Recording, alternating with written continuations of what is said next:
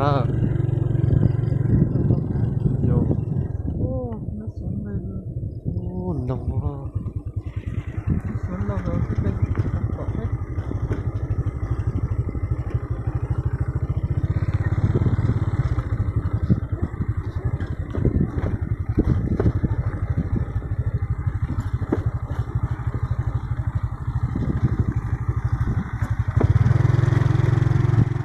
trên đi cho chị đấy có chỉ mua hay không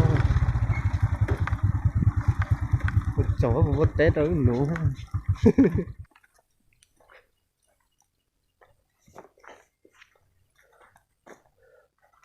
mong để bỏ được thì cơ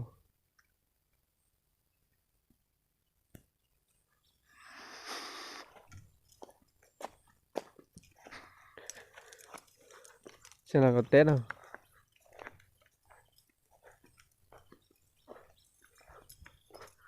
xưa cho tết này nhẫn nó hành thế nào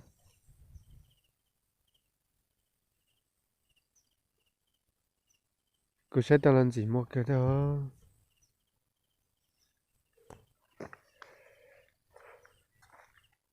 tên là một zone này rồi à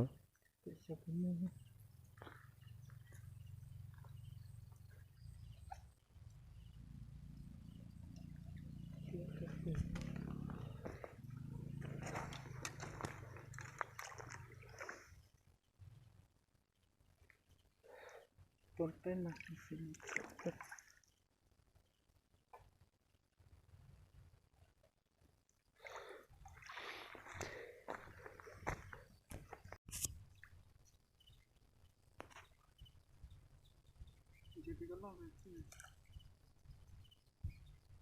ừ, nấu cá nữa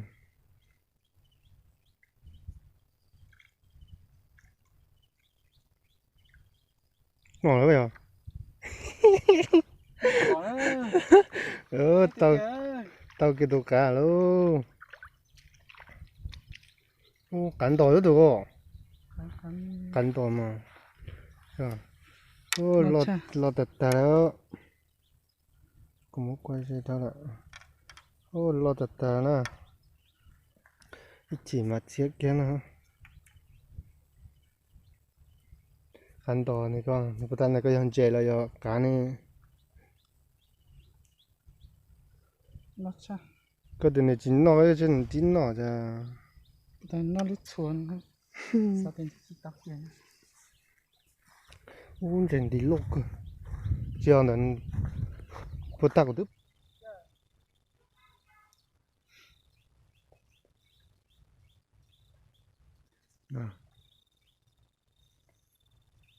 chọn tu trâu đi là tụi tôi nhớ một tí nào cụ thể của tôi ngủ sát thì lúc để sát thì nó là bà đê bà đê lo cơ nè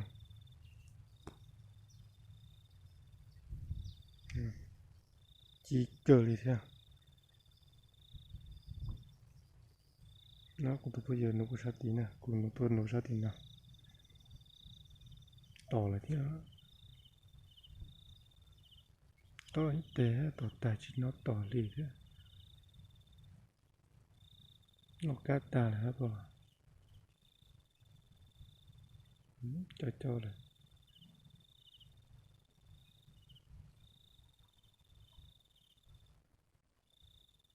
chọn thu tiệt tiệt đi giờ sẽ dùng nữa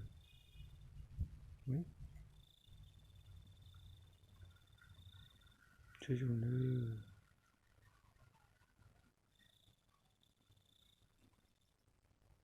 giờ thì coi mó tụi con nữa à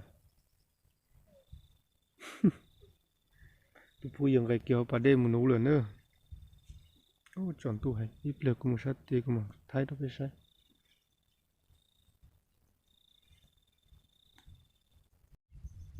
chỉ nó lo cho các sát tiền tụi đây thì nó bà đêm lo thì tiền à tụi phu giờ nấu bột tí đó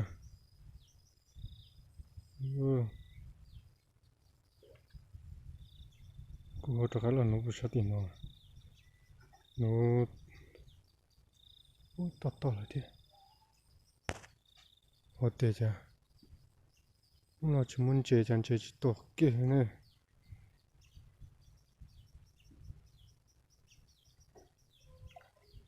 nhìn đi cho cũng theo nó chỉ cơ thế này nó chỉ có to đi cho chả này giờ nó nấu chạy ta lò tiền chạy nó đó đó không nhiều thì có tổ hành chạy nè giờ nó có xíu số thâu liều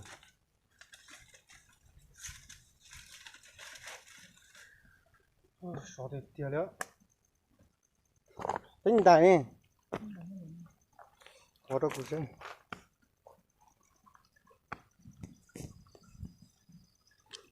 chỉ tắt tối cho nó chỉ tao nó một không nhiều chỉ hành chạy đó nè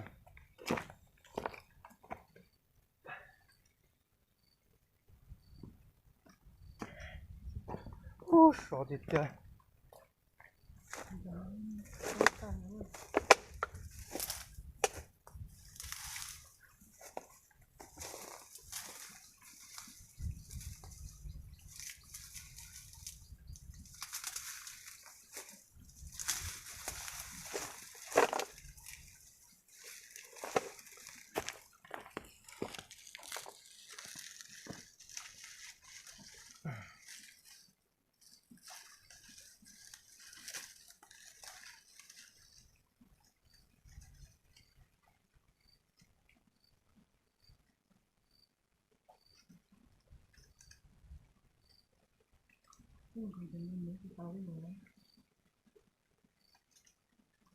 hả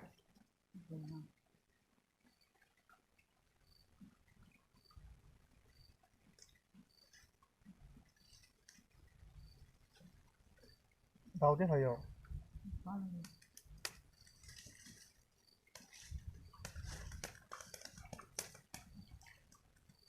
ô số thì tiêu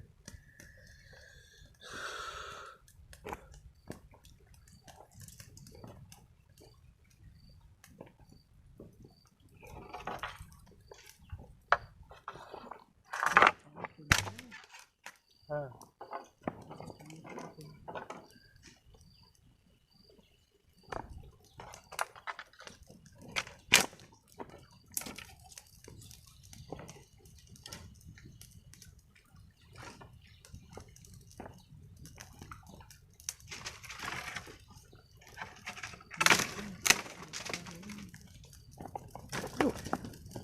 ok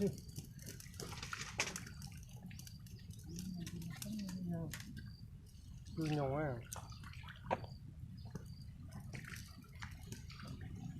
ôi cái gì lo lại kìa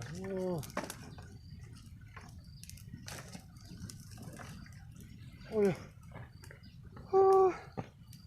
số thì tiền lên ôi nhỉ rồi tao chỉ hả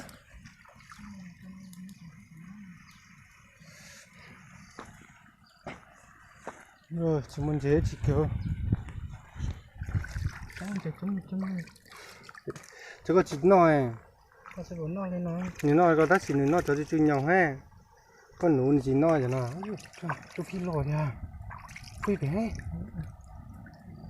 rồi tụi công việc chỉnh ta tao thành chế được trên chỉnh nó nè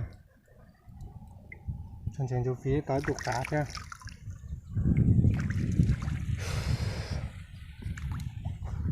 sao lơ ta chỉ lôi lo nè ôi ôi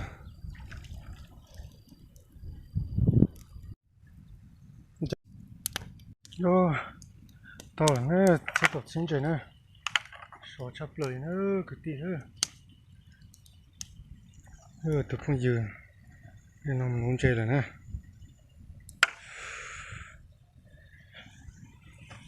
số cha đi nữa tôi hứa lù xuống nữa tôi chỉ lôi lo chẳng lù cu thế ôi số thì tiền này nè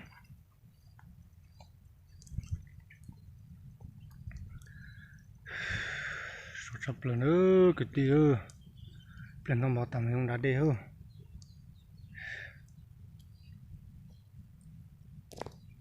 thôi xiết trơn đã chủ liễu để bên đã nó thành phố sẽ chỉ muốn chạy na dù phi ngon gầu sẽ mỗi nó tê tí giờ không chứ để nó này ta su nó là chỉnh nó cái muốn chạy cảnh thế này ôi chỉ non chạy xìa luôn ôi nó mua xí mà nó sẽ tiếc cá cơ nè cá chú chứ cá cơ nữa có chấp là nó chỉ non tiêm mua ít xí là nè trong đó chấp như nó đúng rồi đi mừng nướng dê đó chẳng nó thì lì lì thế giờ tụi mình nó sủi nó sủi thế giống anh chạy đó còn tại này sủi sói nữa nó anh chạy sẽ vừa khá hơn bé sao tối thế nhỉ chọn đút hầu vậy chẳng đúng bây giờ chẳng đủ lo nhất là có chi tiêu lên đấy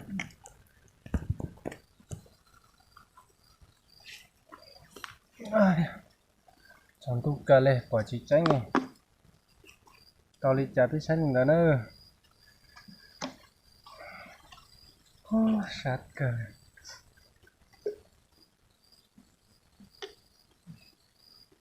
đi con sẽ cháu hầu đi bò sau lại tay lên bên nào mỏ nữa nhìn ra cấp cả không chẳng chua ta chứ cho chỗ này chỉ cũng dành dành tháo ra số lại nói gì ơ dễ ơ sao đây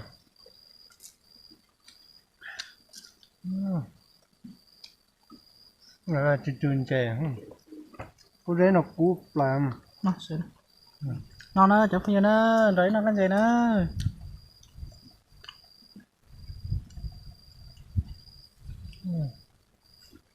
cắt kìa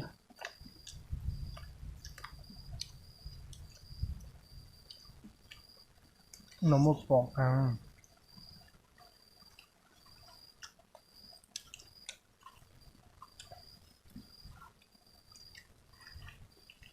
nó ăn chơi á ta tổng một trọt này cho em tiếp tục ta sẽ cú luôn có đề tứ sắm bầu rồi dù nó hồi chia tuổi anh chị thôi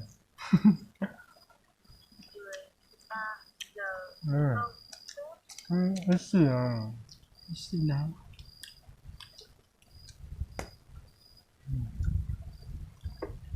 sợ cả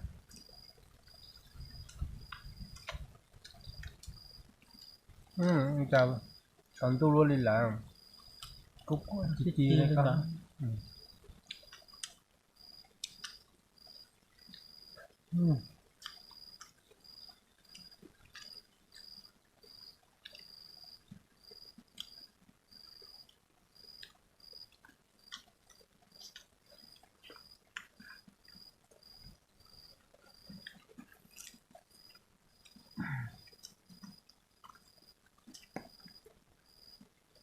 mỏ được tí gật đây đó ăn chơi nữa phá tuyệt tuyệt phải biết to xíu mà giờ từ mất đây đi nó mà điều phi mà chỉ chấm mà muốn chạy đây thế nào đó nó đàn đồng thì nó tiền điều phi cao chứ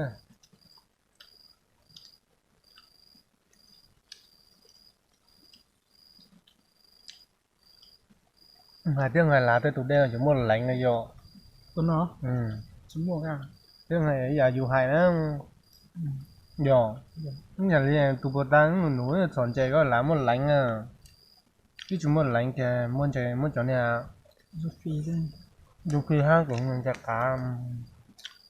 cả đen không nó nó tới tụi bé có lo không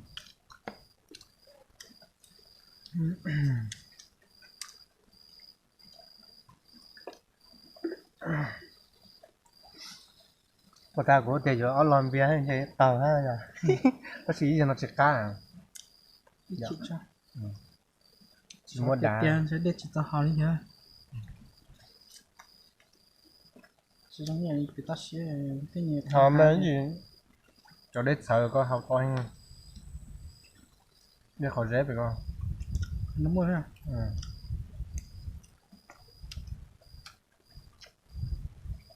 Là không thì đi cho chết chết mình vừa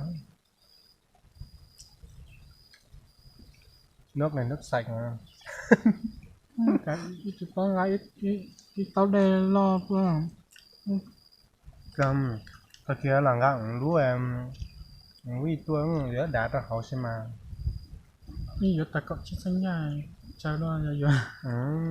Gái tao phải chết quá. Nó dạ. Nó sẽ chặt. Nó cũng nhớ bỏ. Chết rồi. Nó đã thủ lý tiền xếp vâng. Xéo lấy có sao? Không biết à. Nhớ cá để tiền à.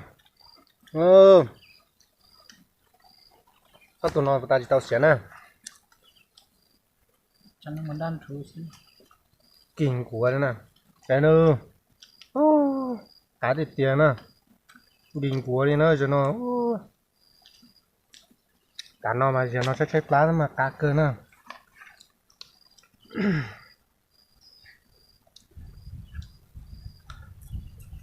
Chơi chung là mùng 1 thì mà tên nó mà là dành từ hướng nhỏ. Dạ. Mùng 2 à.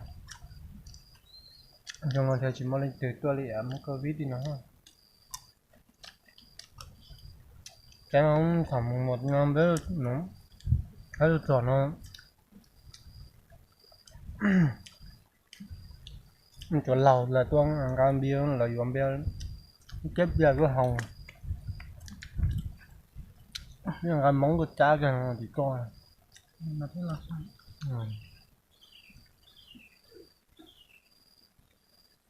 Nếu không chịu lầu thì là chơi đá giờ nó lầu chẳng sao. Để cho tao hỏi lại rồi cái gì. Có ta ý hơi lý trí của cháu họ này. Đó. Có mua này được ha.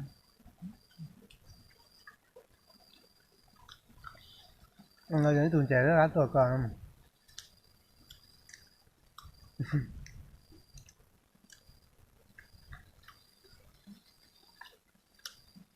Một chút tiền.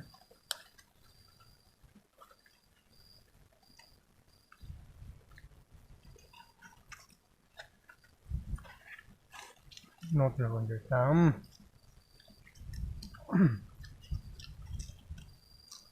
Ăn bận chả là chỉ muốn đi học đấy. Đừng chơi.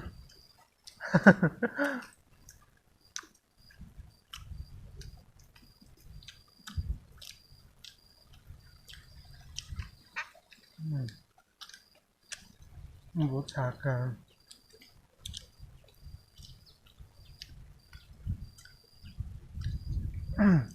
Nó làm á. Có đủ rồi chỉ đòi mua băng tà mất lạnh cái mày dọ. Nó chỉ. Hay tao đủ rồi chỉ đòi này. Có hành không là như thế đấy băng xong. Dạ. Thì hay. Cho nói gì trong tôi làm chiếm là chắc cá. Thật ta.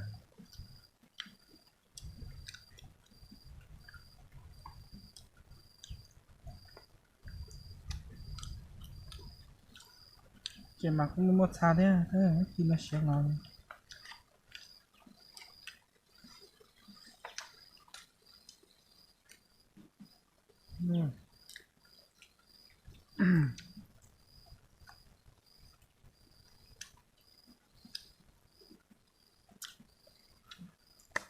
Đi bèo tao mình đẹp bao rồi chỉ quá. Chả phải mua thôi. Thì có quán hả? Được. Thì chọn chắc đây thì khỏi em. Ở đây bèo tôi à. Các lọ. Nó quán nhỏ cơ. Thôi tôi lòng tức tức tức vừa tao à.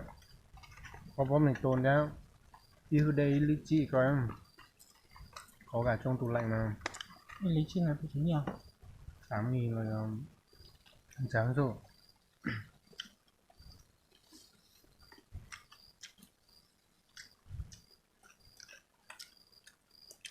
chỉ nó là món tạt à nó sẽ khó lắm người đó nhá để mẹ mẹ sao dùng mừng để do biết ta hỏi đi luôn chứ dùng mấy nhà này nhớ phải tắt xe đấy để có há mà với các cơ nhất là má là số mà đây là chỉ mua đi họ đeo hồ hả nó hú cha cho bé món nó chế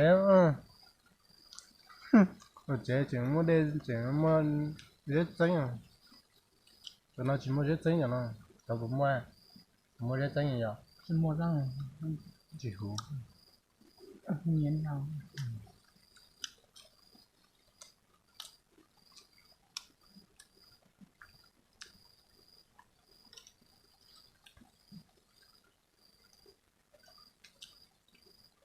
nước mưa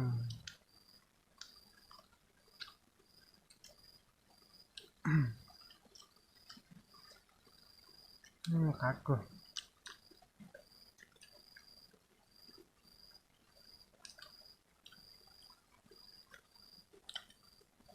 cho nó từ thằng mẹ đến một bỏ từ nó lo cái gì nó chỉ cho một bỏ đó hả đó đã một quán có lo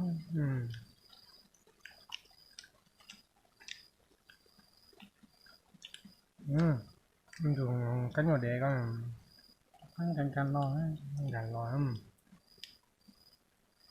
đợt trồng số cứ tùng thay chào cánh nhỏ đẻ cái đó thật cái một con tròn đấy nó thức để vui mồm có tê mà xét được rồi ngon ruột sáng rồi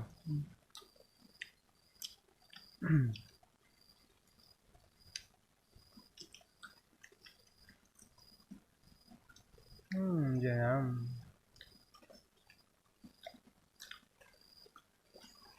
ô tao cả nó gì nó chuột tàu chứ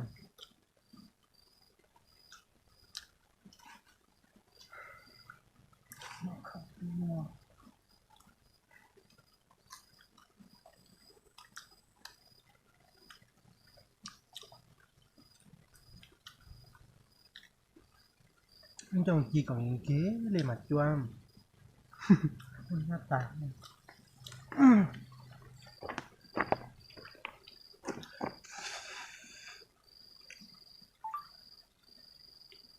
đây 8 có lúc ta dùng lượng bây giờ hết dùng lượng à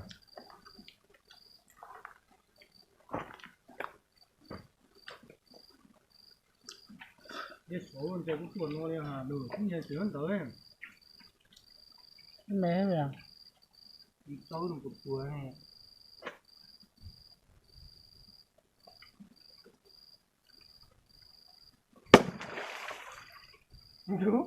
đi này có một trật thể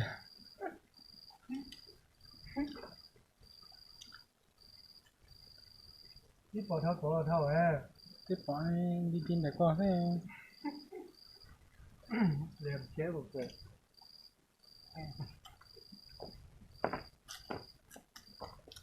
ô cái bông vô đi hầu dữ lá nhìn phải là bự hả mông đi xí thì là phục lên